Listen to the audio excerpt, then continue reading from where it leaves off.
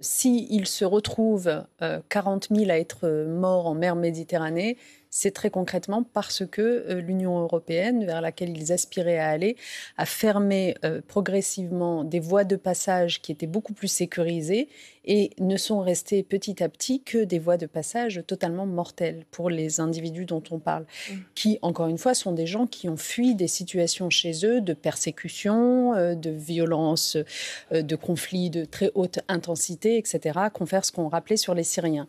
Donc, il n'y a aucune fatalité en la matière. C'est les décisions publiques qui sont prises par l'Europe, par nos pays, qui rendent les chemins mortels, qui font que les gens, une fois sur notre territoire, se retrouvent par manque d'hébergement à être à la rue. Donc en fait, l'Union européenne, en plus d'avoir les morts en Méditerranée sur la conscience, elle a aussi les morts dans le désert aujourd'hui du fait des pays à qui elle a confié le sort de ces personnes, qui, encore une fois, étaient des personnes qui fuyaient une vie invivable et des persécutions chez elles.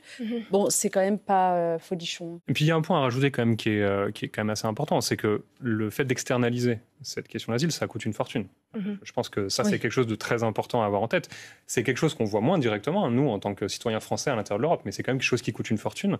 Et ce qu'on présente quand même dans l'ouvrage, c'est qu'on présente plusieurs études sérieuses qui montrent que le fait d'accueillir des personnes à l'intérieur d'une politique d'asile, en l'état des connaissances, ça ne coûte rien. Au pire, ça ne coûte rien. Donc la question qu'on a envie de poser, qui est une question dépassionnée, qui est, est-ce qu'on souhaite se priver d'une politique d'asile fondée sur des valeurs humanistes fondamentales pour une politique qui, visiblement, ne nous coûte pas rien. C'est une question fondamentale qu'on ouvre, bien sûr. Et je précise qu'elle ne coûte rien, j'allais dire, si on ne fait rien, si on se contente juste de les accueillir et de les laisser être des consommateurs.